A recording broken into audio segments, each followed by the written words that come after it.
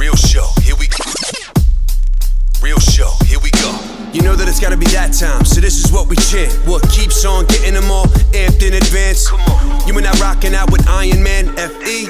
You get the general's point of view on top of Roger's rants. Whenever tapping out, we're putting the most minutes in. You already know what that's about, you know that winners win. Crush whatever's on task, check the podcast. It's the champ and the tramp, let the bomb blast.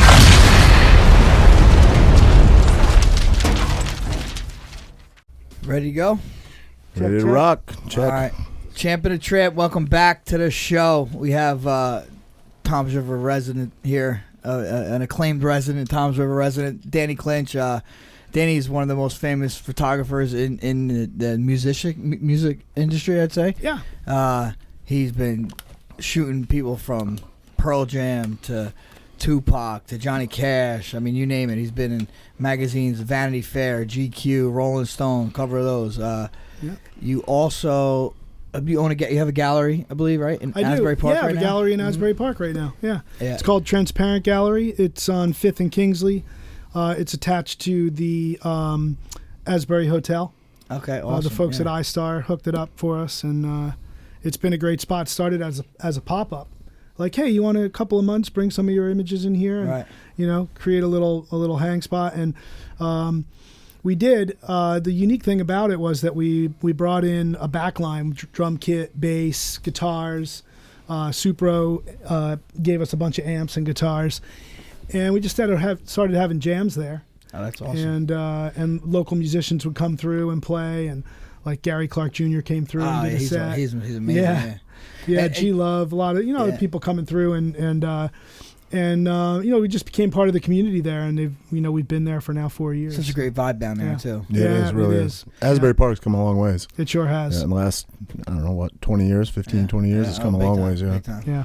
Bruce Springsteen being a big part of that, right? I mean, he has a lot to do with building that community up, from my understanding, anyway. Absolutely, Yeah. Absolutely. Sure. Yeah, he's shot. Yep, plenty of times. Right? I have. Yeah, I've done. Like, he's sort of the face of Jersey as far as rock stars go. He sort of is. Yeah, Frank Sinatra's gone. So right. Yeah, it's good stuff. And then you also have a band of your own, right? Tangiers? I do. Tangiers Blues Band. Yeah, very cool. Yeah, and we've actually Springsteen's sat in with us a couple of times. Oh, wow. That'd be an experience. Yeah, that's sick. Eddie Vedder sat in with us. You must have Gary performed Clark at the Jr. Stone Pony then. That's legendary spot. Oh, of course. Right? Yeah. Okay. Yeah, well, my buddies and I put on a music festival there called See Here Now. I read that. Yeah. So that's at the Stone Pony. It's actually on the beach in Asbury Park. Okay. And it's last year we had Dave Matthews Band at the Lumineers. We've had G Love, Ben Harper, Social Distortion.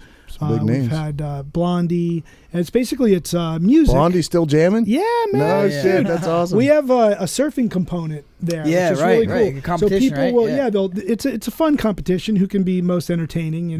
It's different than other surfing competitions, but they'll surf during and in between the sets. That's awesome. And a lot of the year that Blondie played, a lot of the surfers, men and women, were like, "Oh man, surfing to the Blondie set was just the best." Yeah, I believe it. Yeah.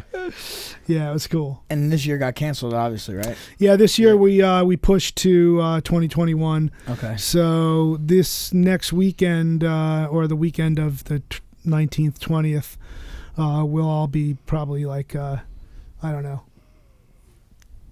doing a nod to to the music gods for the 2021. Oh, so typically it's in September? Yeah. Oh, right on. Yeah, Okay, it's beautiful. It's this, perfect time of year for it. Beautiful time. And local summer too. Yeah. So yeah. All the Jersey people know that this is the time of year that you want to be at the shore. At the shore. Yeah, absolutely. Yeah. But I mean, I'm sure that event still brings people from everywhere. Yeah. I imagine. Oh yeah. And this year, next year, our headliners are Pearl Jam. That's what I was going to ask. Yeah. And we have the Avett Brothers, Patti Smith, just a ton of good bands. We're going to announce another headliner soon, as well. So it's coming around. It's pretty cool. It's been a great event, and we sold out last year, and we expect we probably will this year. And you run it, you and some others? Yeah, it's another Toms River guy. Oh, okay. Tim Donnelly. He's from Silverton. He's now living in Asbury Park. H.M. Woolman and a guy named Tim Sweetwood, who works for C3, who puts on Lollapalooza, Austin City Limits, all over the world. Right. He runs also a festival called Shaky Knees down in Atlanta. And he's just, it's been a great team because we all have different strengths that we use. And that's going to be tough getting bands and organizing that stuff. It's got to be a lot of moving parts. It is. We do a weekly call, on Mondays. And it's just become so much fun, like you just get on in there and we're like, what do we got? Where are we going? Who do we want to play here? Well, if we put this person here, they're going to be playing against that person. Are they the same music? Yeah. No, you just shift this person over here. Right. And we always have, we mix it up. We have a great reggae band, and we'll have some punk rock, and we'll have some rock and roll. And, it's just that's cool. It's pretty fun. Now, as hard as that is, I'm sure, to schedule and plan and, get artists lined up and stuff, how hard is something like that to cancel? We're in a very sort of surreal 2020 here where a lot of things are getting canceled. Yeah. Is that hard to do? Is call up these artists and be like, is it because everybody has such an understanding of what's going on, a relatively easy thing to do? And then is it just sort of a push to 2021? Do you just say, hey, listen, keep the same lineup. We still want everybody. We're just going to push it a year. For the most part, that's everybody understood. Yep. People were canceling their tours left and right. And I think people were like, well, listen, man, if you want to book us again next year, we're in. I think everybody's pushing. Right. There was one or two artists that I think just didn't know where they were going to be at that point and decided that they were going to bow out. But for the most part, everybody's coming back, and it's been great. And then we take over the Stone Pony and the Wonder Bar and things like that. Yeah, legendary spots. At night. We do a super jam on the Saturday night. Oh, really? And Tangier's Blues Band will play, and we've had a bunch of great artists come out and jam with us. Jack Johnson and G Love, Brandy Carlisle, some of the guys from the Lumineers, Wes, came out. It's so much fun. I gotta tell you, I really look forward to it. But it's a lot of work. And the funny thing is so we started this festival. It really was a seed of an idea between Tim Donnelly and I. And anyway, when we finally, we pitched it to people all the time. We're trying to say, hey, we got this great idea, and people were passing on it, and we'd get down the road and so it literally was 5-6 years, we finally got Tim Sweetwood to say, hey, I'll come to Asbury and have a look, which he did, and stood on the boardwalk. He looked around and he was like, I'm in. So, like I said, we all have different strengths, and mine is, my relationships with the artists. Sure. I know a lot of the bands. And when we were on these conference calls all the time, my wife finally said to me, she said, so I thought you were the creative guy and the artist liaison, and you're going to do your, your gallery. And I keep hearing you talking about beer and porta potties. There's a lot of things that need to be squared out, right? Totally. Oh my God. Everything is allocated differently. That's the shady part of the business that people don't know about, right? Oh yeah. It's rough. Yeah. So you were sort of maybe I'm not saying this right, but an understudy under Annie Leibovitz, who was obviously legendary. She is a legend. She's nobody works harder than her and is more driven. And it was just a great boot camp for me, to be involved in that. And to have that on your resume saying something, Yeah. And what it did also for me was it opened a door to... Just going to say that. That must have helped you get in with some of these big artists, because I'm sure everybody's dying to, photograph them, and you've certainly got a huge resume. All you would have to do is take a look through Danny's book here. Yeah. Danny we'll Clinch, Still Moving. Yeah, it was great, and it also opened the door for me to work with other photographers as well. Right. I worked with Annie Leibovitz. I worked with a woman named Mary Ellen Mark, and I worked with Stephen Meisel, who was a fashion photographer. Also, Timothy White, who's a celebrity photographer.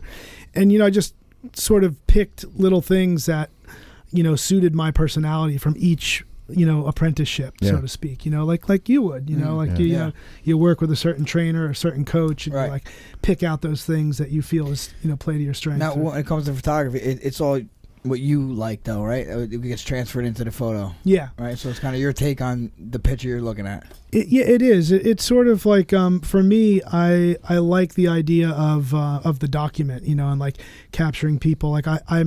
I have done fashion, but it's not like high fashion.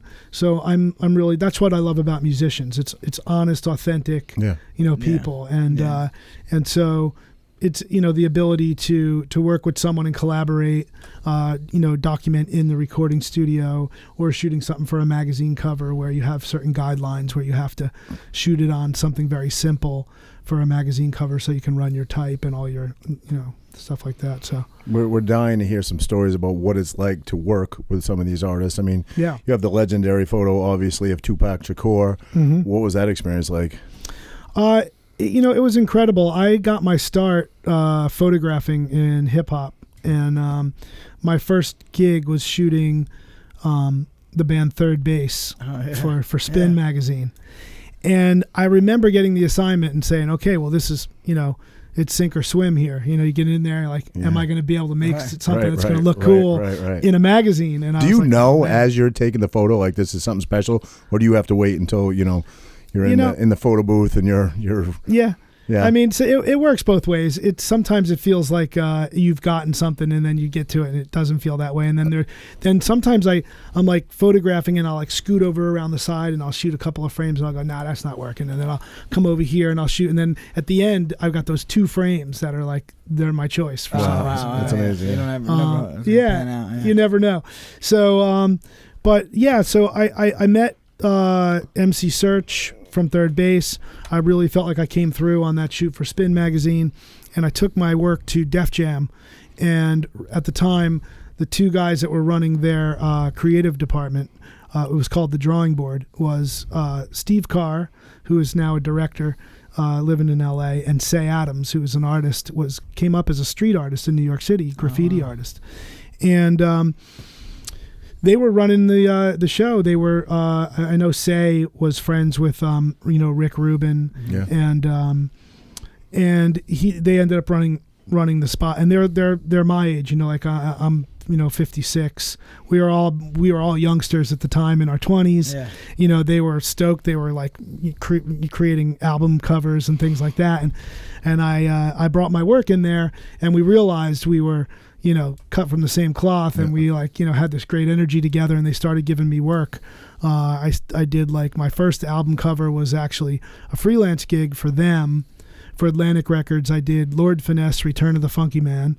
And then, but I think a real, they allowed me to shoot Public Enemy. I shot LL Cool J. But Search. 2 of my favorites. Yeah, MC Search discovered Nas, and another one put that deal together. Sort of cultivated, helped him. I guess I don't know the full story to all the details, but it's my understanding that Search got him his deal with Sony, or had a lot to do with it. And Search came to me and he said, "Hey, you got to photograph this artist that I've been working with. His name is Nasty Nas." And that's what he went by back in the day. And he gave me the Illmatic cassette, which I wish I still had. Right. Wow. And I just put it in my, in my boombox in the dark room, and, was listening to it. And I thought how interesting and how cinematic that record is. Oh, yeah, it's classic. And so Search thought that because my style was so rooted in the document, that it would be cool for me to go there and photograph that record. So I did the Illmatic. I did It Was Written. Okay. Oh, wow. I did the Redman Dark Side record. I did Kanye's first record, College Dropout. Oh, really? No shit. Yeah. Wow. Yeah.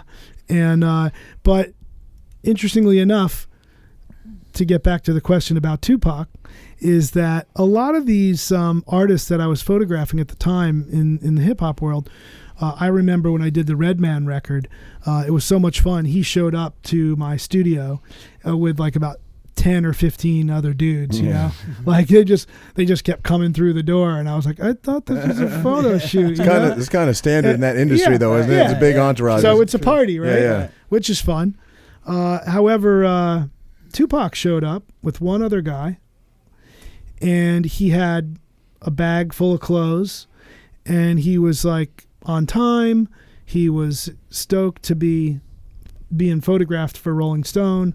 I don't think Rolling Stone at the time certainly wasn't doing a lot of hip hop. Right. Yeah. It's true. And he was acting. He had a record out. He had a little trouble at the time he was in. And it was one of the shorter sort of sessions that I did. But, like you said, there are certain times when you look at a shot and you just feel it. Yeah. Like this is classic. And what I was doing was I was photographing with a large format camera, which is the one that's on the tripod, like accordion. It looks like an accordion. Yeah. You throw this little hood over your head, and it's dark in there. The image is upside down and backwards, and you focus in there. And like, and normally I'm sticking and moving and clicking here and there. This is very, very specific. And I did this portrait of him that was shot on a Polaroid. So you peel it off, and you'd have the positive, the image in one hand, and then you would have the negative on the part that you peeled off, and you'd put it in a little chemistry solution in a little bucket, and you could then make a print from it. So I still have that negative to this day. But when I pulled the Polaroid off, like I looked at it and I saw it, and I just thought to myself, "Oh man, got something." Like, and he was like a guy who just really had a connection. He was in theater as a young man. Right. He had a real connection to the camera and could really present himself in a way. And a lot of times when you're collaborating with people, you kind of there's many ways you can collaborate, and some of them are really subtle, and he had that subtle thing that was so cool. And in fact, he was smart enough to know that when we were doing the shoot, and he showed up in like a custom Thug Life jacket, and we did a bunch of photographs with that jacket on, and then he said, "Hey, you want me to change, because I know that the magazine will probably want some choices and whatnot, And I said, yeah, let's change it up. So he like took his shirt off, and I saw all of his tattoos, and that's when I said, hey, we should really shoot some without your shirt on. It would be pretty epic. And he was like, yeah. What do you want to do? Yeah, so Frankie often tries to get me to do the show without my shirt on too. But I refuse. I refuse. He's like, come on, do the Tupac, man. Come on. I don't know. You could probably bump up your ratings a little bit. Yeah. You're looking for that female audience? Right. Little beefcake over here. Little fat boy now. Jim's just opened back up, so I'm working on it. I'm working you on look it. Terrible. Female audience. Yeah. Yeah, I would think. I mean, that's the one. When I'll be honest, did a little research on your history. I obviously heard the name about the Tupac photo, and I wanted to hear about that story. But any other rock stars that stand out? Any memorable stories? I mean, you got so many. You've got to have some amazing stories in your bank. Well, you have a pretty good relationship with Bruce, right? Like, that's probably you've photographed him the most, I'd say. Yeah, I would say, because you're logistically speaking, you're probably the closest to him, right? Yeah. I have a great story actually about my first shoot with Bruce, and I have another book out called Discovery Inn. I read that. Yeah. And at the time, I had finished the book, and I had decided I wanted to send it to Bruce. At the same time, I had just done a shoot with John Mellencamp. Okay. And John Mellencamp's publicist was Bob Dylan's publicist, right? So in the middle of the shoot, Dylan's publicist, Larry Jenkins, said to me, he's like, man, I like the way you shoot. I like your style. It's relaxed. I think John's having a good time. He seems really chill. And he said, I work with Bob Dylan also, and maybe next time he's going to do a shoot, I'll throw your name, in the hat, and I was like, oh, come on. And he was like, yeah, no. I was like, all right, okay, let me know. Right. So I send my Discovery Inn book to Springsteen, and the woman, Sandy Charon, who was doing his designs for his tour books and albums and stuff at the time. And he had just gotten the E Street Band back together. So I send the book out to them, and my phone rings, a couple weeks later. It's March 16th, because it's become a national holiday at the Danny Clinch studio, right? So the phone rings, and it's Bob Dylan's manager, and I've gotten to know the guy. Jeff Rosen, really, really nice guy, and just a real dry sense of humor and incredibly funny. And if you don't know him, he'll throw you off, because you're not sure how to read him, So he calls me, he says, "Hey, Danny, this is Jeff Rosen. I represent a singer-songwriter. His name is Bob Dylan. Have you heard of him?" And I was like, yeah, I think I have. What's going on? He says, Larry Jenkins says you're the guy to shoot Bob Dylan. And I was like, Larry's a genius. Yeah. We should listen to everything he says. Guy knows right? his shit. Yeah. So anyway, he said, we'd like you to do a shoot with Bob, and I'm like, fantastic. Let me check my calendar. And so anyway, I get that call. I'm super excited. I turned to my wife and my studio manager, and I was like, shit, that was the call from Dylan.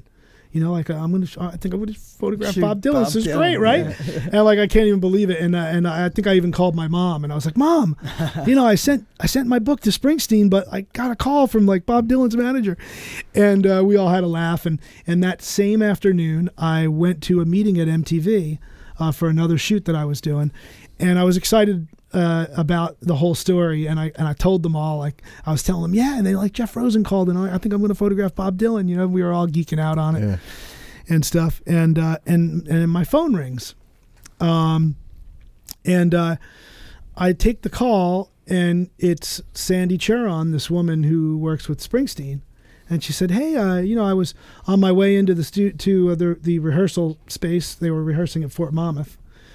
And I brought the book that you sent to Bruce, and he really likes it and wants to know if you want to come down to Fort Monmouth and photograph the band while they rehearse for the tour book."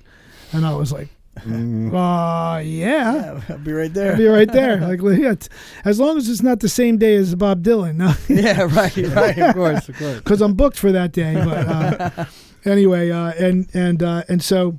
We've kind of, in a funny kind of way, other shoots have come up right on or around March 16th. So the next year, I had photographed Willie Nelson for his Milk Cow Blues record, and I had photographed Johnny Cash, and for the second Rick Rubin American Recordings Johnny Cash record that came out called Solitary Man.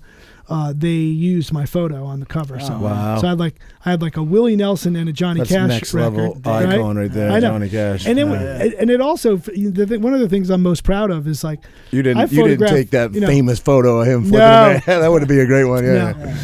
No, I know the guy who did, and he was an incredible guy, Jim Marshall. Right on. He also did Janis Joplin with the Southern Comfort Bottle, and he did the Allman Brothers. Fillmore East album cover and all that.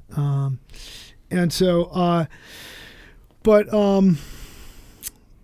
so I was riffing on that Dylan. And Springsteen. So, I did that. And then I got a call to shoot Tom Petty as well. Wow. Next year. So March 16th is, means a lot to us there. Yeah, big day. But my every name you with, drop is one bigger than the last. I It's know. crazy. Yeah, it's not. And the cool thing is I've photographed, Nas and Tupac, and then, Willie and, Tony Bennett. Total opposite ends. Right. Total opposite ends. Some of the spectrum. Metallica in there, What are you guys listening to? But photos transcend across the board as far as the photographer goes. It doesn't matter. You're true. capturing art and an artist, so I don't think it matters the genre so much, True. But I'm a little bit of everything. I mean, clearly I've heard of every artist you've named. That's a little, we're not that far apart. Would you say you're 56? I'm 45, but listen to a little bit of everything, man. Mm-hmm. I mean, this guy comes out to Biggie. You ever photograph Biggie? He comes out to I know every what he fight comes to out Biggie. to. So, Yeah, I do. I grew up listening to rap, but as I've gotten older, I've an eclectic choice of music on my Apple Music. I listen to everything, Same. but I'm really I'm not musically inclined whatsoever, but I really enjoy music. Definitely do. It's got to be really cool for working out and for it definitely motivates me, and even just driving. I mean, music's. We have the what do you call it, the Sonos. Oh, dude! I take a 5-minute shower. I'm putting some music on, man. Yeah. Just that guy, Oh, dude, the Sonos is killer. It's great. Yeah, it's great. Oh, yeah. Yeah, I got a nice system. I just got the Arc. That thing for the TV. Yeah, man, it sounds like surround sound. Does it? Nice. Even though I got two others in right, there, right. I don't even really need them. It's so. Yeah, we got the outside speakers too, so it's money. The whole crowd gets hyped when you come out. Not just you, bro. Everybody watching. I mean, that is just such a, that beat, that song. Yeah. You run out you never walk out. You never. This last one was a little weird. Though, Yeah. No one in the crowd. Yeah, that must have been crazy. Yeah. It was wild running out. Fighting was normal, but running out, I remember running out because usually, you're in the back, you run out, and it all seems normal.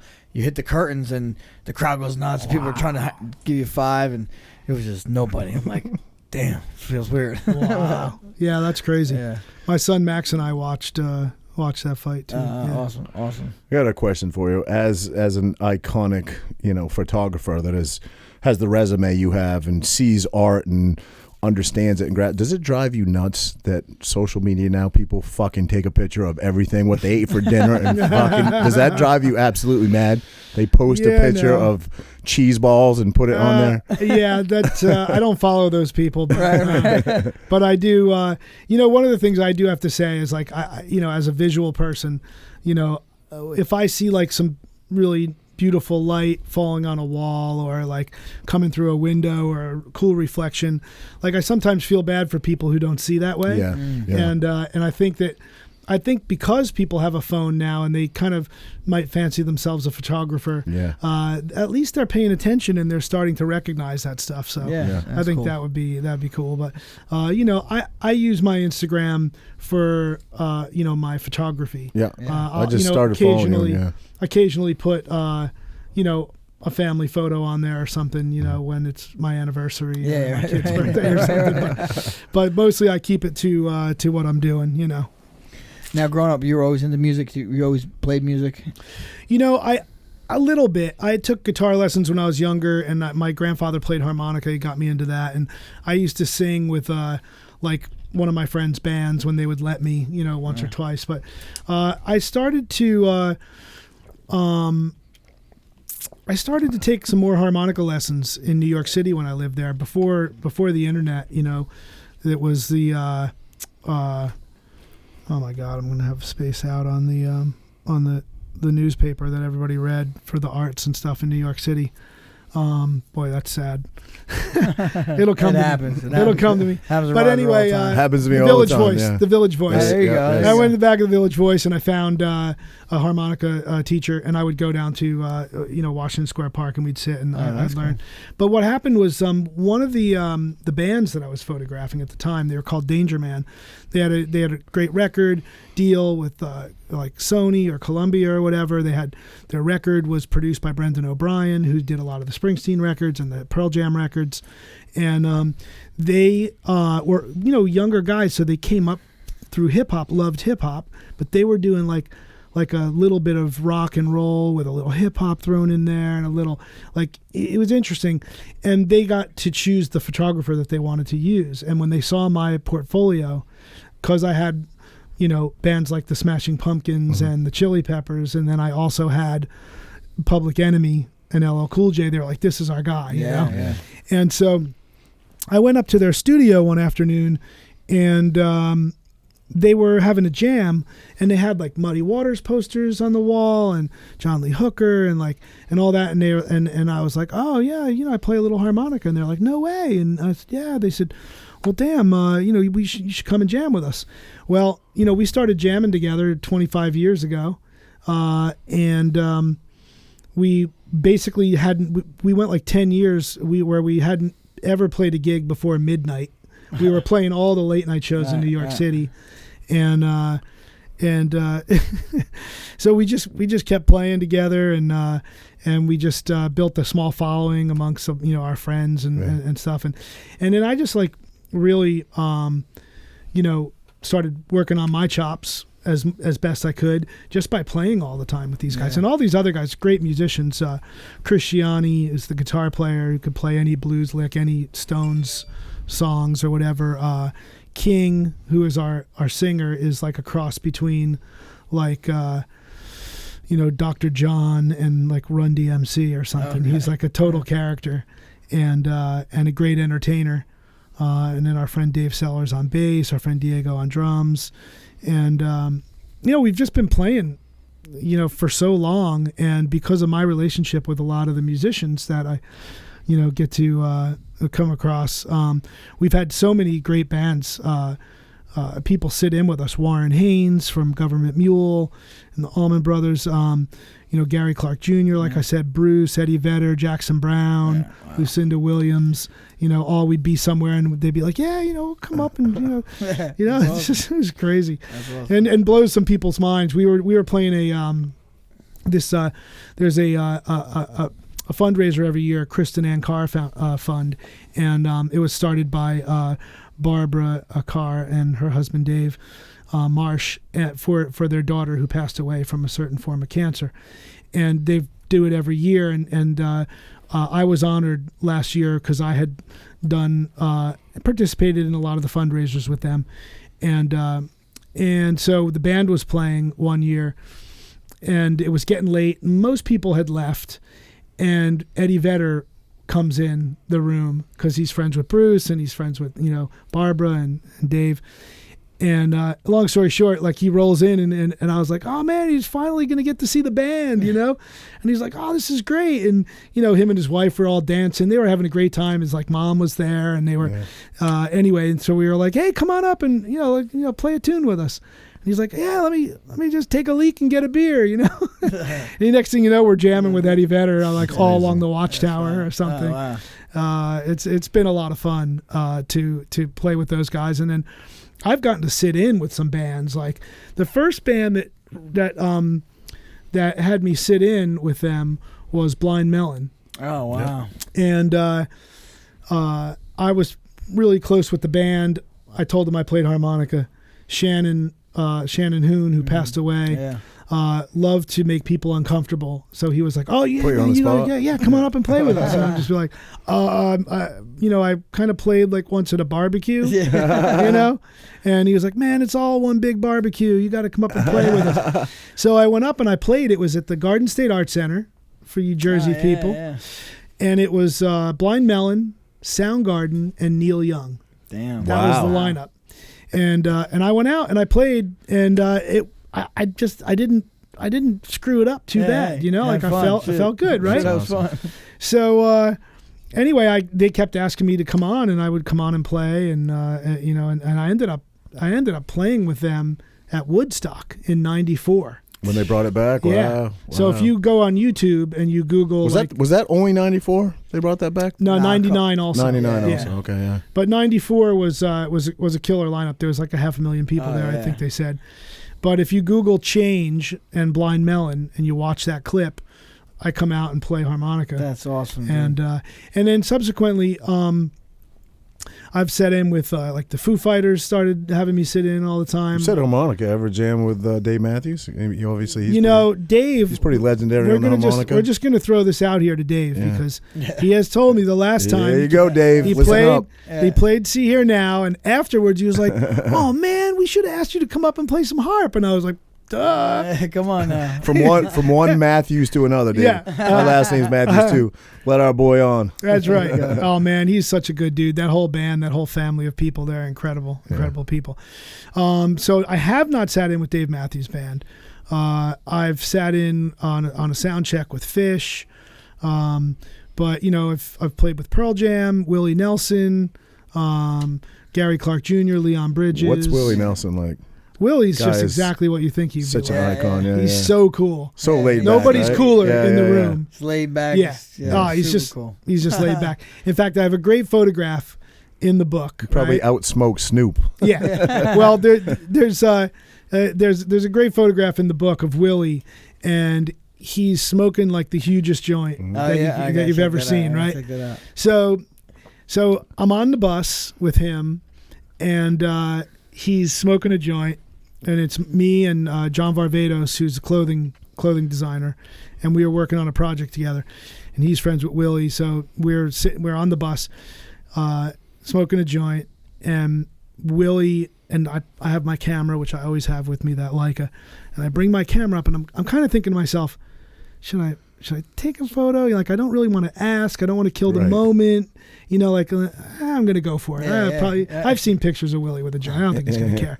So I bring my camera up to take a picture, and he puts the joint down really quickly, and I'm just like, oh, shit, I hope I didn't offend him.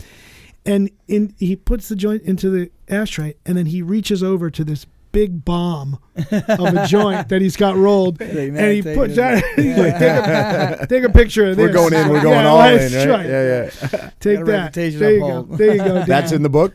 It is amazing. Yeah, amazing. Yeah, it's good. So yeah, and so speaking of Blind Melon, I have a film that I made with some friends of mine about Shannon. Oh wow! And it's called All I Can Say, and it's a film about he basically, before he became famous, he started carrying around a Hi8 video camera with him all the time, right? And he would film everything, his family, his mom, mom and dad, his girlfriend, whatever. And then he films his sort of moment of deciding to move to LA, lands in Hollywood. His sister knew Axl from Guns N' Roses. And they hooked up out there. And then Shannon ended up singing on that Don't Cry song. Right? Oh, wow. I didn't realize that. Yeah. No kidding. So, meanwhile, he's filming all this stuff. He's in the recording studio with Guns N' Roses, Slash and Axl. And then, he joins this band. He meets these guys that join this band. There's a big, signing frenzy going on because of Nirvana and all that scene that was going on, Pearl Jam and whatnot. And they get signed off of like a 4 or 5 song demo. And basically, the film is all edited from his own footage. Oh wow! So that's what's really unique about it.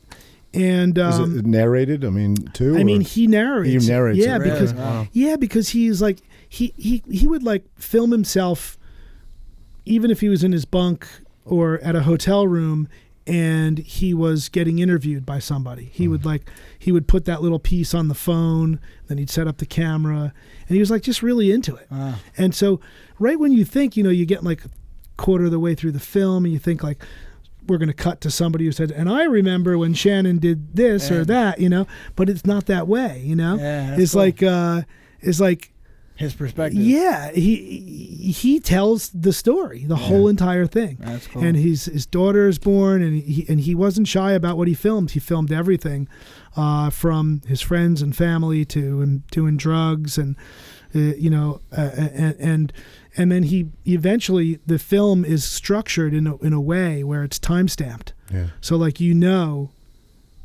and we state in the beginning of the film is coming. that he passed away from a drug overdose. And so you're kind of like time becomes like a character in the film. Mm-hmm. Yeah. And it's about music, but it's also about living your life in a bubble as you experience sometimes. You're somewhere, you're just like, can you just, everybody's got their opinion or people want to grab at you and like all this stuff. And it's like, he lived that life and he made kind of the film himself. And where can you watch this? Yeah. So you can watch it we did this thing that was actually really cool. It's called Virtual Cinema. And it was really a platform that was built because of COVID, right?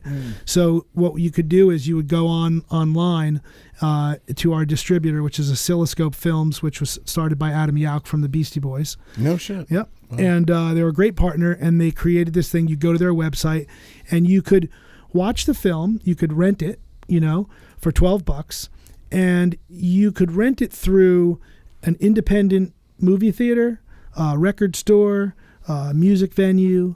So people were renting it through like Brooklyn Bowl out of Brooklyn. They could rent it through the gallery, the Transparent Gallery in Asbury, or your favorite record store, Jack's, whatever it might be. And we would split the profit so that we were supporting independent businesses. That's cool, yeah. And then we were paying for the film because if you know about making films, documentaries, the chances of breaking even are like slim to none. Wow. But so we had it on there, but now it's on all the streaming platforms. Oh, it's really? on Amazon. Oh, okay, great. iTunes, Apple, whatever they're calling it these days. And it's exciting. It's and it's a really interesting film. And we've partnered with to a certain extent with Music Cares in terms of educating ourselves as filmmakers. It's myself, Taryn Gould, and Colleen Hennessy, who are the 3 directors on the film. to really educate ourselves on mental health and addiction and all that, which is what Music Cares does through the Recording Academy, the Grammys, and all that. They support musicians in need, whether they are it's very prevalent in the music industry. I mean, so many artists struggle with addiction. And, I think it's but a lot of their creative drive, really. almost, if you will. Yeah. A lot of people think, I'm sure there's several schools of thought on that, but that creative space and drive comes from doing heroin and things like that. They're many amazing records were written while guys were high. You know what I mean? Sure. But I think of those who've made it through, right. I think most of them would tell you that they don't need it. Right. Look at like Red Hot Chili Peppers, man. I mean, they were heavy at one time, and they make great music still. Yeah. Great music. Oh yeah, yeah. And Mike McCready is a great example of someone who was, alcohol addiction, and is been a great example to his fans and anyone really that you can get through it. Yeah. And I think some of the forward. I don't know. I think Joey Diaz says if you don't do nothing, you're not interesting. Right. Some of my he's his best friends and most entertaining friends. Have a checkered past. Sometimes having that checkered past makes it a little rough around the edges. It makes it a little interesting sometimes. Yeah. Gives you some sustenance, some stories. Yeah. You don't have good stories to tell. As long as you get through. Yeah. Yeah, Shannon didn't get through. So that's so many you people hear that too many times. Yeah. He had an amazing voice too, man. When I was listening to his was it No Rain? Was it No Rain was their hit song? Yeah, we hope that people watch the film because of not only for the music, and the people that love Blind Melon, and I think a lot of people just know that song. But the other tunes are incredible. The Soup record, which was their second record, was incredible. And then the last record, which was made after he passed with a lot of demos that they were doing, is a great record also. And I played harmonica on a couple of those tunes. Yeah. But to watch it for that reason, to get to know the music, but also just as a unique film that was put together in a way that is different than most. Is the real age of the rock star done? Can you think of anybody, any new artist out? I mean, everybody you named is obviously a few generations ago and are iconic in every way and amazing music, but I personally can't think of anybody off the top of my head that is on the radio today that is carries any sort of iconic. Well, it wouldn't be iconic because they're new, but does not have the rock star symbolism or status that any of these people you've mentioned. Can you think of any new artists out that? The one that jumps to my mind is Cage the Elephant. And I thought you were going to say Billie English. Well, Eilish. What's her name? Eilish. Yeah. No, you know who I would say is a rock star though is Her. You know that woman? H-E-R. I do not. I know Him. Yeah, well, the band Him. I know that one. Yeah, it's a woman named Gabby, and she is a badass. She's I think leans in the R&B world, but is also knows rock and roll and plays guitar. Relatively new artist then. Yeah, okay. Brand new artist. H-E-R. H-E-R. Yeah. She's ripping. And Cage the Elephant, dude, one of the best live shows you'll see. Is that right? Oh, man. The guy's like, I think people, it's not fair to compare anybody to anybody, but just like the way he moves on stage and the way he looks and his athleticism and his he's kind of like Mick Jagger style. Oh, wow. He's a real artist. He's not only a musician, he's a painter. And that's cool. Yeah. I think I feel like artistic people are, like yourself, you're a photographer. You could play the harmonica. You got to have that knack. I just never got that part. No, I've never been artistic. I mean, I tried playing guitar. My fingers are a little jacked up. Yeah, well, they can't move certain ways. I'm not going to try to wrestle. So. Right. Although my son said to challenge you. Yeah, Max said challenge Frankie to a wrestling match. I was like, yeah, that's going to go over real well. I got a wrestling mat out there. Cut the camera. I've wrestled with a kid. He's pretty. It ain't all hype. He's talented. Please, we have so much fun watching Frankie Edgar. Are you kidding me? You know, Danny you shot me a few years back. Oh, is that right? Yeah, it was awesome, Yeah, man. I have Okay. great photographs of Wait, him. at a event or practice? No, at Tom's River Elite. Oh, no shit. Yeah, it was cool. It was That's cool. amazing. I remember one picture. Have obviously you shoot a ton of rock stars, rap. You Yeah. shoot a lot of athletes too? I have, yeah. You do? Okay, yeah. cool. Yeah, I've photographed a lot of soccer players. Oh, right on. Yeah. Lionel Messi. Oh, and, yeah. Marcelo, Tony Cruz. Yeah. I love soccer myself. Now, you said you have your own studio? I have a studio in New York City on 37th and 10th, and it's I don't really shoot there a lot. It's more of like I run my business there, and then I stay there in the city when I go up. But I spend a lot of time in in Asbury Park these days, and I haven't been at my house for 5-6 months, for 30 years. Oh, yeah, right, yeah. I've been home in Tom's River. This has been one of the best summers I ever had. That's awesome. Sure. I bet, yeah. I mean, I'm always riding over there and jumping in the water. And now we get local summer, so we don't have to deal with. We get September to ourselves pretty much. That's my favorite time of year always. Yeah. I'm a bodyboarder, so I've been doing that since I was a kid. Okay. I used to lifeguard over in Seaside Park and awesome. Ortley Beach and stuff. Got roots Where do you here. go? You go to Seaside? We go to Seaside Park usually, yeah. Oh, yeah? Yeah, we do. Oh, we go cool. to Park, yeah. Nice. Yeah. Yeah, that's where we go. I was over there just earlier. I jumped in the water. Yeah. You ever get your buggy badge where you can drive on the beach? You know what I mean? No, You ever got that? I never Beach got State that. Park, no. Yeah, no. I think you could do it for the day, though. You pay a day pass, you can do it for the day. Really? Yeah. Yeah, I'm pretty sure. That's actually not bad. You go out there, you set Right, a you can bring, bonfire, yeah. you should have like poles in the water. Exactly. Yeah. Yeah. I always wanted to do that with the kids, but I thought you had to buy it for the year. I didn't know you could I do don't it know, for a day. man. I may be mistaken. I thought you could buy it for the day, but maybe I'm wrong. Yeah. Mm. We live in a great place. Oh, this is amazing. Yeah. I mean, Yeah. I love it here. Yeah. It is good, and people don't realize. My buddy came down from the city the other day, and I took him to Island Beach State Park, and we just drove out there, and he was like, Beautiful, "What? yeah. Are you I kidding?" don't care where you live. I've lived in Maine. I'm here now. There's beauty that you don't realize when you live there. You know what I mean? Yeah, like I go to Maine now, and I'm like, oh my god, I miss this place so much. You know? But you just got to realize you're living in it. We do a lot of me and the kids and do a lot of day trips. We love. We just got back from Cape May. Not that that's a pretty touristy spot, but we're constantly on the go, exploring New Jersey and checking out new spots. So, especially summertime. You over the bridge. You go over the bridge. You almost feel like you're not in New Jersey. Yeah. That's what I like. Cause we're like. Yeah, in the summertime for sure. Yeah. Now, what made you guys choose Asbury? Just because the iconic place for See Here Now? Yeah. You know what? We felt like the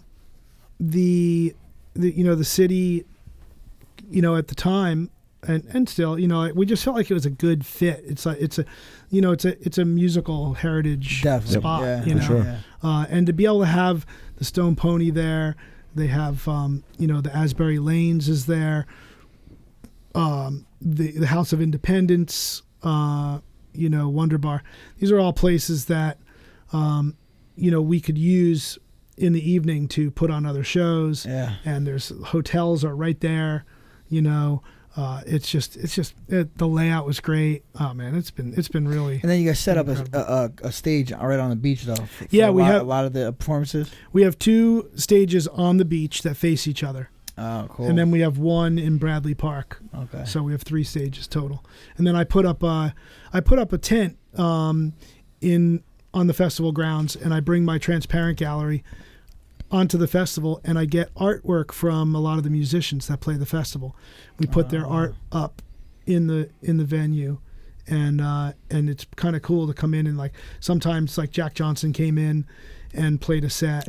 Talked about. You mentioned Jack Johnson. Is he a local guy? Is he? No, he's from Oahu on the North Shore. Oh, and not he went local to school, at all. I think in San Diego. Okay. But no, it's a festival that has a surfing component to it. So our first year, we had Incubus and they surf.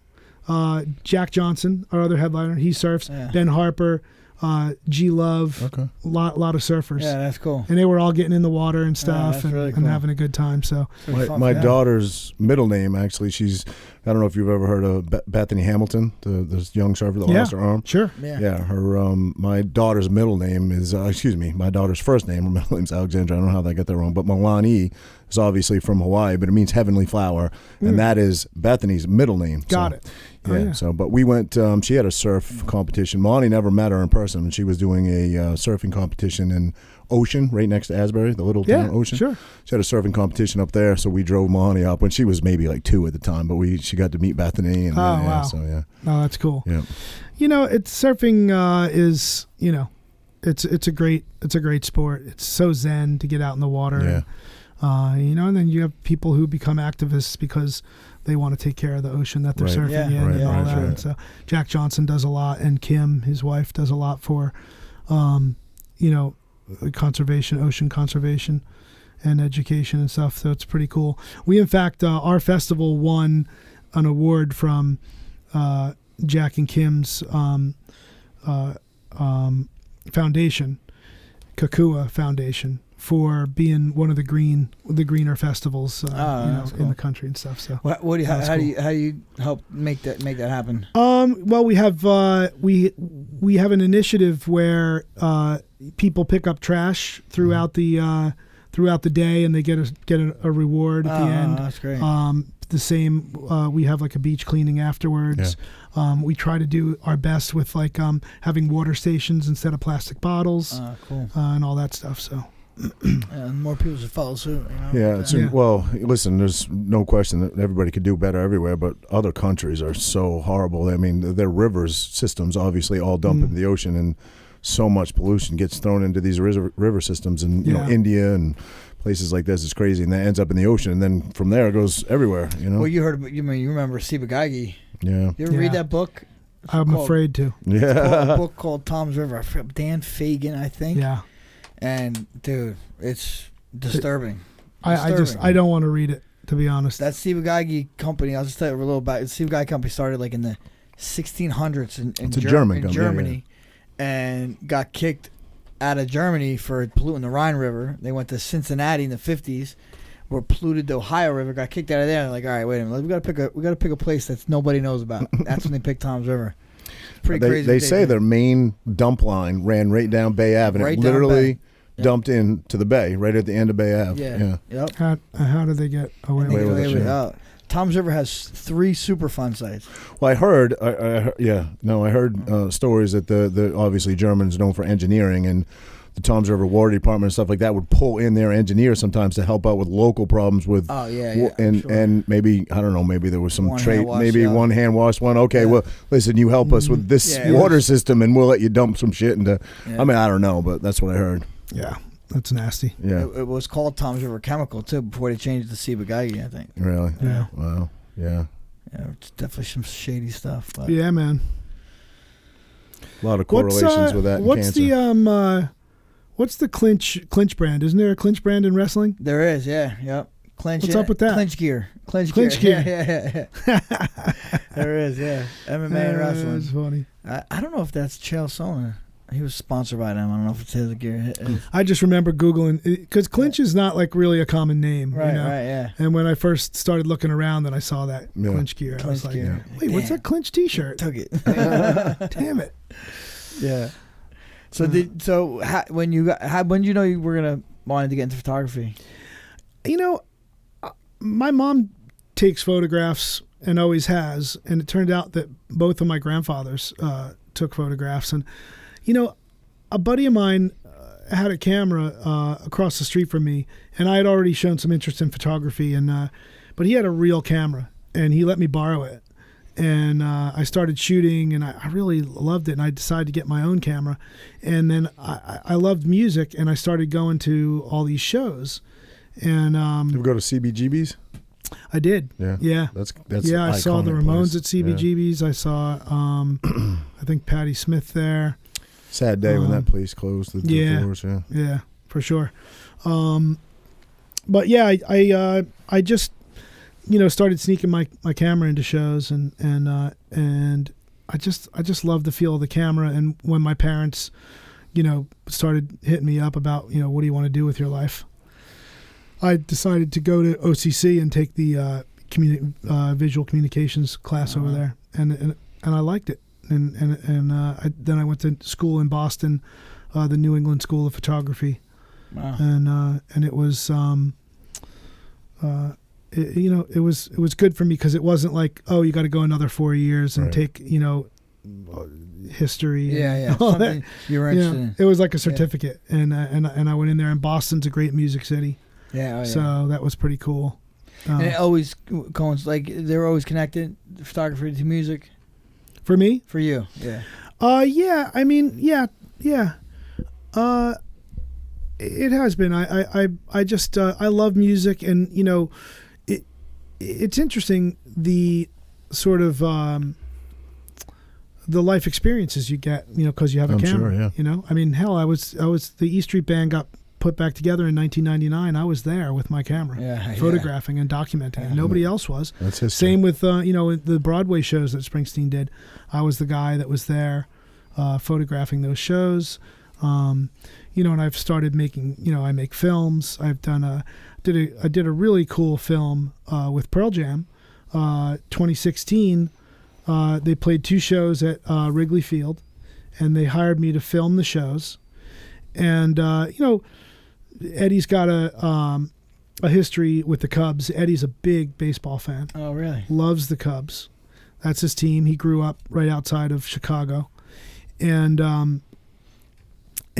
while we were shooting the show, the baseball season was ramping up, and the Cubs were doing really well, and I was like, if the Cubs go on a playoff run, like, we got to make that part of our story, because the story was like, the band played early shows just down the street at the Metro, and here they are playing Wrigley Field, and Ed's connection to his love of baseball, and and a couple of the players were showing up to the games and that sort of thing. Yeah. And sure enough, they went on a run and they won the World Series. Wow. It was like after like 108 years or whatever it was. Yeah, that's right. And it was crazy because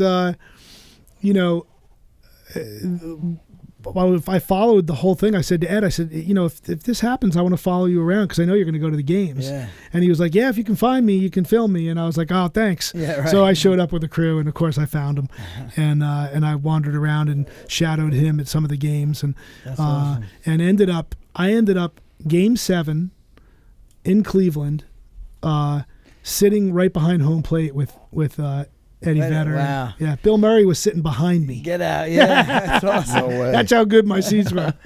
That's good. And Thanks to Eddie Vedder. That series, the Indians didn't win forever either, right? That was the Yeah, between oh, yeah. two Oh, teams yeah. that didn't win forever. Oh man, that was Yeah. just madness. And Complete. didn't madness. the Cubs have Bateman? Was that the Cubs? The guy, the fan that grabbed the ball. Oh yeah, I think. yeah. I forget the guy's name, but Wait, what is this story? I don't know this story. It was the Cubs were in like I don't know if it was the World Series or some playoff, divisional playoff. Oh, is that where he snagged it right it was out a of foul ball or a home run, whatever? And Yeah. he grabbed it when he came. He put himself. It was in play, considered in play, right? Yeah. I do remember that. Yeah. Yeah. And he was a Cubs fan too. He was Yeah. supposed to do that. Yeah. You know They what I'm basically ruined his life. You remember that guy's last name? saying? The Bateman call or something, right? Holy I think shit. that's. I I think so. I think so. Think so. I think. You got the most random knowledge in that head of yours. I seen I had a documentary on it Yeah. recently. Oh, really? Okay. Yeah. Have you watched the doc on who was it? Was it Doc Ellis or whoever threw the no hitter in the World Series? He was like tripping on acid or Oh something. no! Yeah, No, I heard shit. that. Not There's a Doc documentary Ellis. on that. There is, I think. Yeah. Wow. Yeah, I gotta check that out. That would be funny. I can imagine that. Oh yeah. It's gonna be a long ass Yeah, game man. for that guy. Yeah. Apparently he thought he was pitching the next day, and so he dosed himself, and thought he was gonna be sitting in the dugout. And then his girlfriend or his wife said, "Hey, you're pitching today, and you got to be at the field in a couple minutes or whatever, And it just was, he pitched the whole game. Wow. Yeah. He thought he And was won. counting daisies in the did. bullpen. He did. Wow. Oh my Lord. I saw Dave Grohl in the book. Yeah. What's Dave like? I'm a Dave fan. Dave is. He's got a great story. Obviously, going from being a drummer to becoming really his own rock star. You know, I mean. He's a great hang. He's a guy you want to hang out with. I've gone to see you want to go have a beer and you want to go do a late night with Dave Grohl. He's a really fun, funny guy. He is usually the center of attention, but not in a bad way. He's just like, he's so humble and he's just fun loving and caring and he loves people. I think he's one of those people who will always forever feel so fortunate to be where he is and do what he gets to do. Appreciates it. He appreciates it, and the whole band is just such a great bunch of people. And it's funny because you be around a guy like that, and you'll be in a room and somebody will say like, oh shoot, there's Dave Grohl. They'll go over there and go, hey Dave, and he'll say, oh hey, I'm Dave. And you're just like, well, you are, aren't you? Got that, Dave Grohl.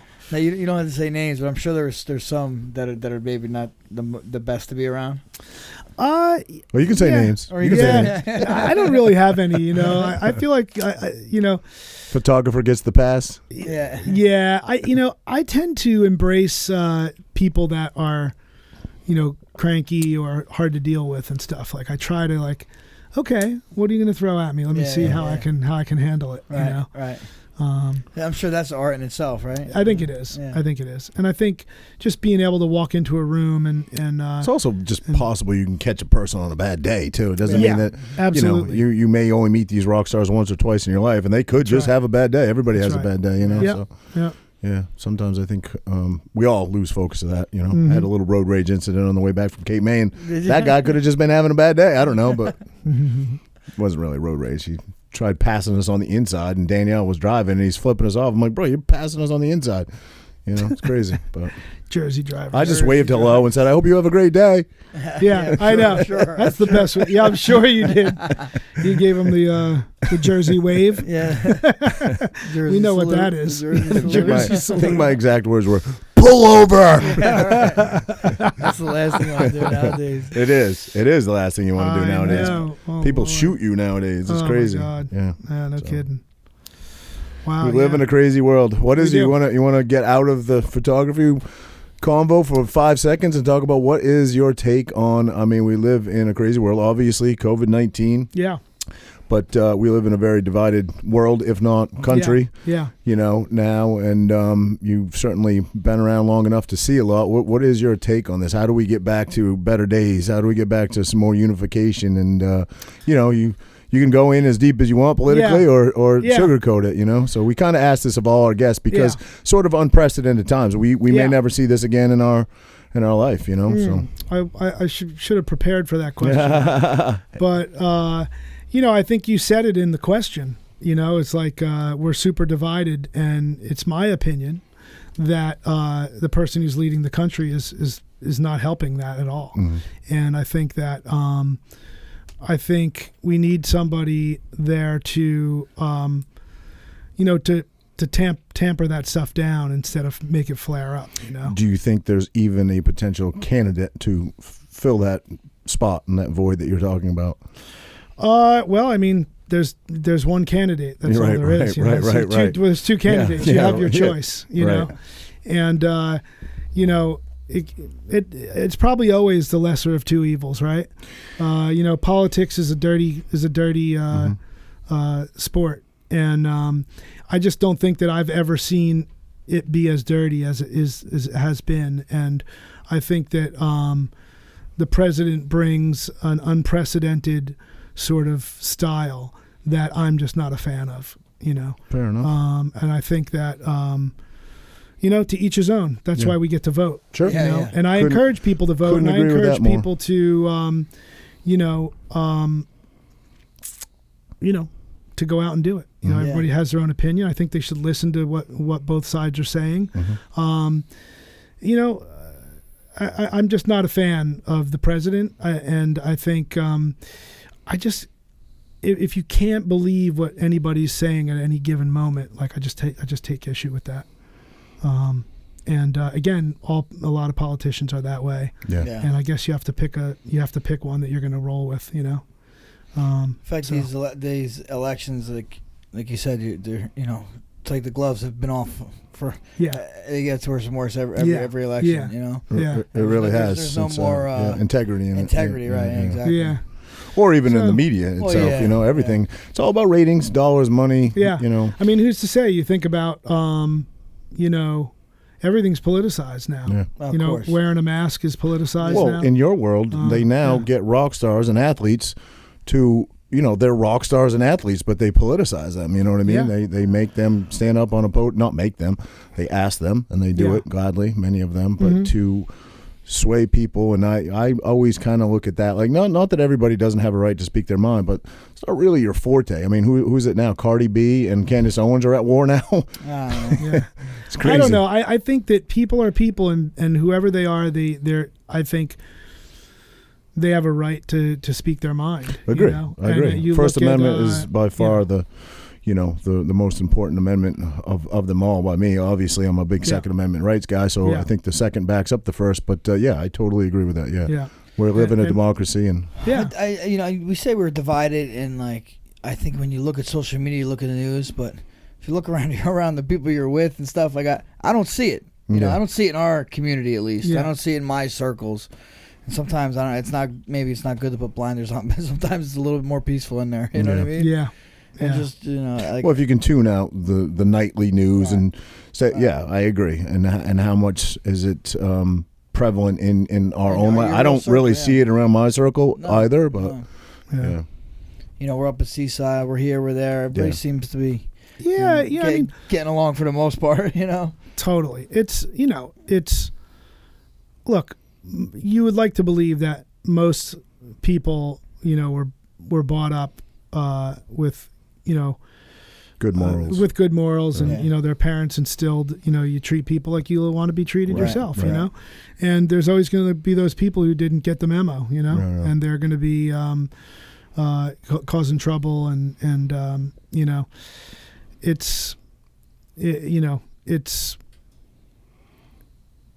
it's tough. It's tough to talk about. I'm not like a politics guy. I'm like a feel guy. Yeah. It's like I if I meet somebody, I can feel them out, and I know how I feel about them. Right. And certainly, you want to know what people's politics. If you're voting for somebody, you want to know what they're standing for. Yeah. Yeah. And That's sort of why I asked the question. Is the opponent? I mean, I'm not sure what he's standing for. It's hard to get a read from Biden, But yeah, well, we know what Trump stands for. yeah.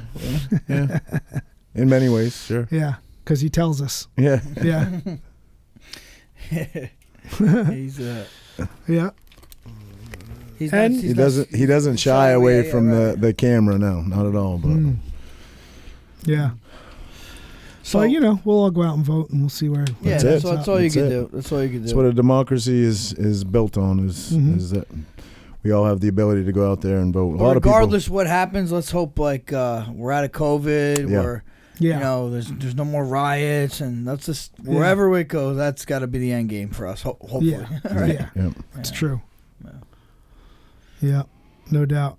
Well, what do you have coming up, Danny? Anything as far as like you said, your gallery in Asbury, does that open right now, or is that closed down? Yeah, the gallery's open right now. It's open basically Thursday, Friday, Saturday, Sunday, from 11 till about 8 o'clock. Okay. We normally, in normal times, we have live music in there. It's on the weekends. We do a lot for the community there. We have fundraisers there for, some of the, like Asbury Park Dinner Table. There's an organization called Kids that teaches young kids, healthy choices through meditation and healthy eating and stuff like that, which is cool. Yeah. And the Boys and Girls Club and things like that. But Yeah, it's really cool. Like like I said, we have a back line in there, and people can come in and bang around on the drums if they want. That's great. Another local rock star that we didn't even mention, that only because you mentioned the give back, does a lot for the community. I know he has a number of food pantries. John Bon Jovi. Ever done anything with John? I have, yeah. I photographed John. Yeah, he does a lot of great stuff for the community. Sure does. Yeah, it's people like that are inspiring to me, and they inspired me. John and Bruce and people like Dave Matthews and Eddie at Pearl Jam and that, just to give back to the community, you know, because you have an opportunity. Right. You're fortunate and you're able to raise some awareness, maybe raise some money. I did a couple of my Instagram is Danny Bones 64. Yeah. We were going to ask you to shout that out. Yeah, and I do a lot of print sales on there, and I've helped raise some money for Crew Nation, which was raising money for a lot of the people who put on the concerts. The guitar techs, the riggers, all those people. And then there's another one called NEVA, which is an organization that is trying to help not only with legislation but raising money to keep these independent venues, in business. People that shut down, like the Saint in Asbury Park, or it's like they're going to go away. They can't pay their rent. So many mom and pop the beginning businesses of it too, unfortunately. It's not killing the franchises, but the mom and pops are getting crushed right now. My heart breaks for them. Yeah. And you've got what, Danny? 4 books out. This is your newest. I have still moving. I have, I've got Discovery Inn, which was my first one. When the Iron Bird Flies, which was a document of the Beastie Boys concerts for Free Tibet. Oh, wow. I have this Still Moving, and I have also a book called Motor Drive, which is a limited edition book. And there's 360 of them in honor of Tom Morello's Dodge Demon. Wow. It's musicians in their cars and motorcycles. Really? Oh, wow. Oh, right. Stuff like That's that. awesome. Yeah. Oh, hence the name, right? Yeah. There's another cool photograph in there that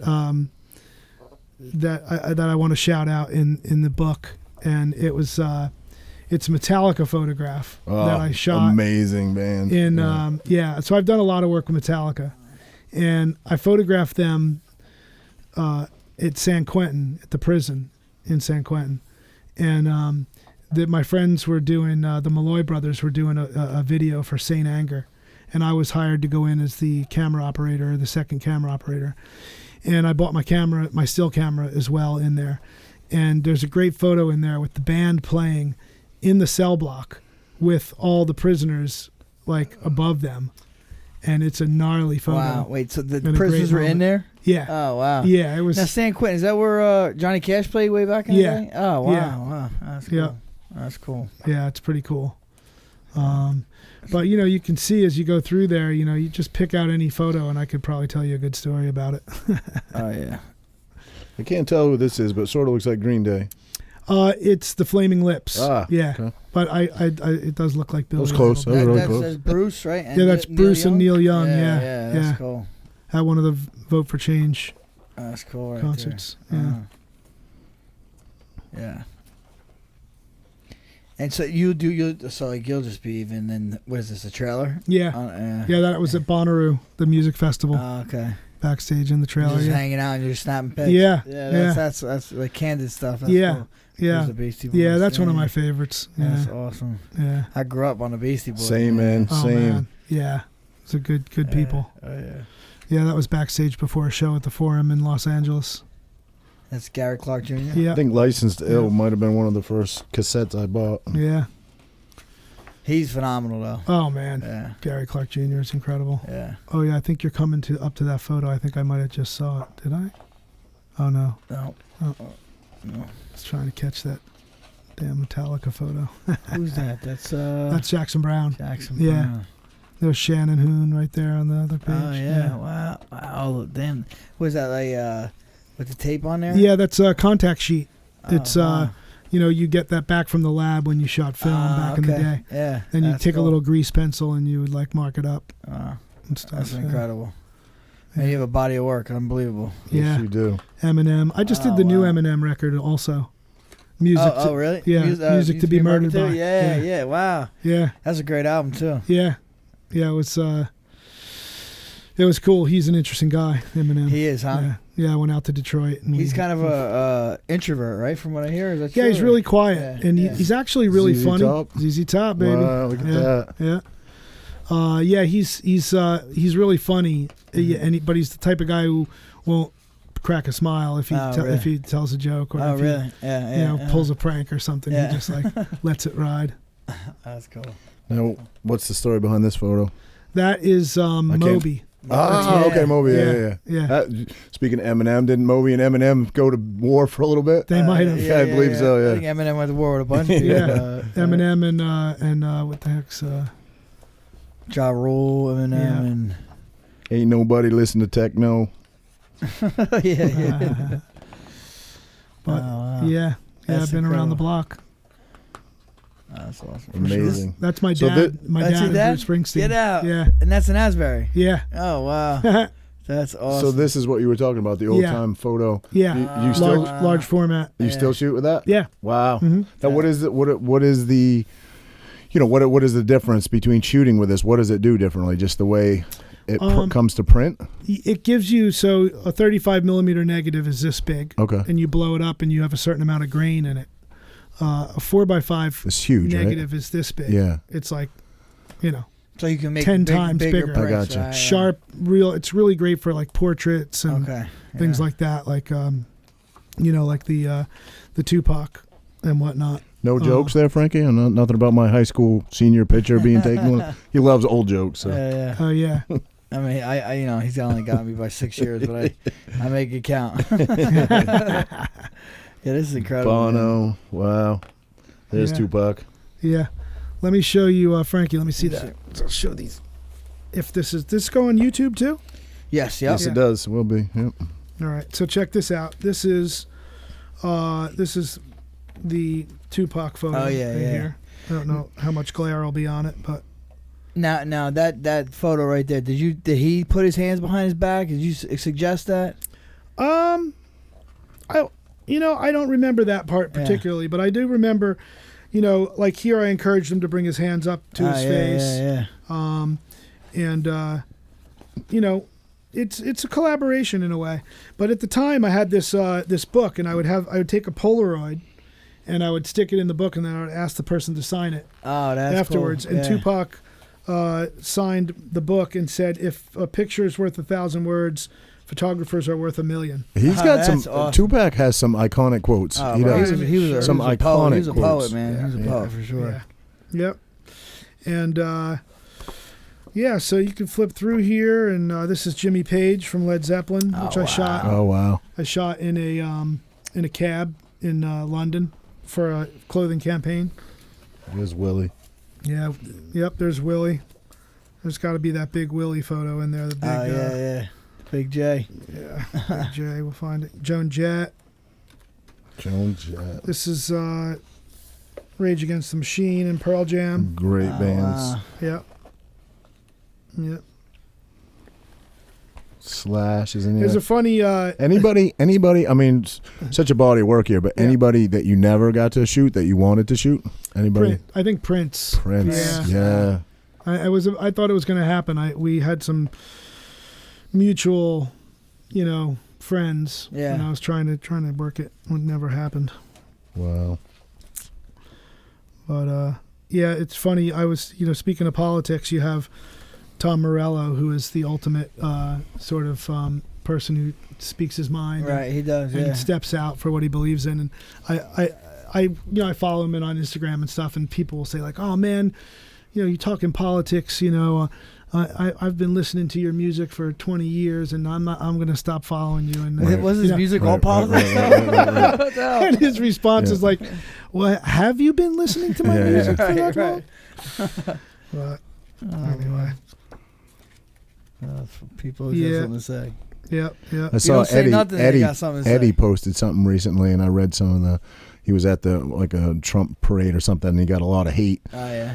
And people were coming to his aid and saying, listen, man, people were saying things like, I used to respect you as a fighter, you used to be my favorite fighter. And the guy's like, listen, you know what I mean? He lives in America. All he's doing is, speaking his mind, and it's you can still be your favorite fighter and you disagree with him politically. Right, right. I mean, you've got to take the platform that you have and stand up for what you believe in. Right. Agreed.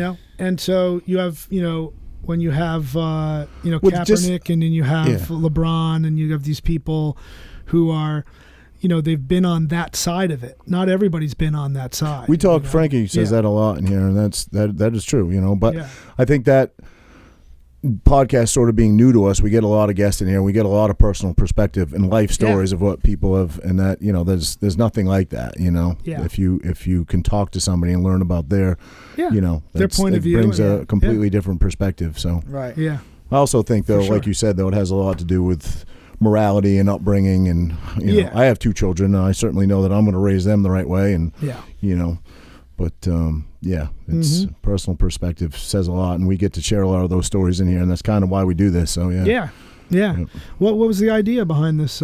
Just get your friends and I've been listening to Joe Rogan podcast for many years, and I got into it, and I hear a lot of people are doing it, and Roger's got the gift of gab, and he comes from I don't know if he comes from the Jersey Shore show and all that stuff. Yeah. And I just called him up one day. Actually drove past him. I was gonna say how you really said it. No, what? Well, I mean, I didn't know. I had to put it out verbatim to this guy, but I said, "Hey, man, would you ever think about doing a podcast?" That's all he said. You just called me up. I didn't say with me, hey, man, but I figured he would have understood. Have you ever thought about doing a podcast? That was it. He's like, "Nah, not really." I go, "All right, dude." That was it. I didn't know he meant with him. So then like 2 years go by. I think like a year went by, and then his good friend and training partner Chris Ligori hit me up and was like, "Hey, man, I think you and Frankie, you come from 2 different worlds. You have 2 different followings, but you're friends.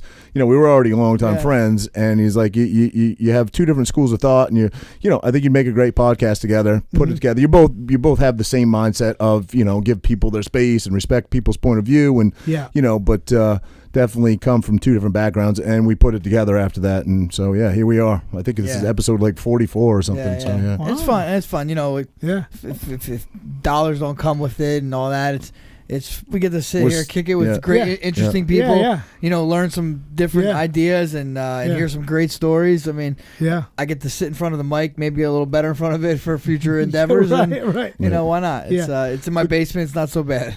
We call it our bro out time, and if that's all it ever is, we're gonna keep doing it. So And you had Todd Frazier on. We have. This is bat behind you there. Oh, is that right? Yeah. That guy is an interesting interview, man. He's a good time. You can't be in a room with Frazier and not have a good time. Yeah. My wife grew up in Toms River, and her neighbor was the Fraziers. Oh, really? Right? So when I was going over there, we've known each other since like high school. Yeah. And I would go over to her house, and the 3 Frazier boys would be out in the yard, and it could be snowing like a blizzard, and they would be out there competing in something. Football, basketball, He's whatever. got some great stories. He was on, and he told some amazing stories. What was the ping pong one? They got a ping pong table on Christmas, and by the day after Christmas, half of it was smashed off because if one would beat the other one, they'd get so pissed off they'd slam the racket. It's funny. And they were always like, I forget what happened. They would always ask my name, and I would just tell them my name was Charlie Brown. They were a lot younger than I. Well, he's coming back. He's signed with the Mets again, so he's coming back to town. So yeah. Right on. Yeah, so we have fun with it, and we'll see where it goes from here. Yeah, absolutely. That's cool. Yeah. Very cool. Yeah, man. Well, thanks for coming on, man. This was a great interview. Definitely. Thank you for the books too. I'm gonna skim through them. Yeah, for absolutely. Sure. It's there's so much to look at in here, and if you're a music fan of any sort, you'll find something. Yeah, absolutely, I definitely man. am, and I'm definitely. You'll find Kenny Chesney in here. You'll find Tupac. Kenny Chesney, even the country world. Wow. Oh yeah, I did his last record too. Oh, wow. Yeah, very cool. Tim McGraw and Faith and yeah. You notice like musicians are somewhat alike in certain ways. I'm sure they're very different in certain ways, but they all kind of have that same something about them. Yeah, I think most musicians are artists as well, like you said earlier, and I think they, for me to be a photographer, an artist, as well as someone who plays music, it's like it's easier to sort of vibe with, to get into that little groove and stuff. So, doesn't hurt to be a little eccentric in that world, yeah, and it's about trust, really. People want to trust you and know that you're going to. Do the right thing and not get in the way, especially when you're in intimate situations where people are recording or you're backstage. You just got to know how to handle yourself. Right. So, very cool. Yeah. Good stuff, Danny. Anything you want to plug? If you want to throw your Instagram out there again, is that the only platform you're on? Yeah, I am on Instagram. It's DannyBone64. And if someone wants to buy one of your proofs, that's how they can do it? Reach out to you on there? They can go to my website, which is DannyClinch.com. Okay. There's a shop there. You can buy my books there. You can buy, prints of your favorite musicians. And what else? We've got the Transparent Clinch Instagram. That's at Transparent Clinch. I'm on Twitter, Danny Clinch, Danny_Clinch, I think it is. And I think people that are in Jersey should come out to Asbury Park and check check out the spot there. Unfortunately, we got to wait till 2021, but I say next year, man, let's go check it out. Yeah.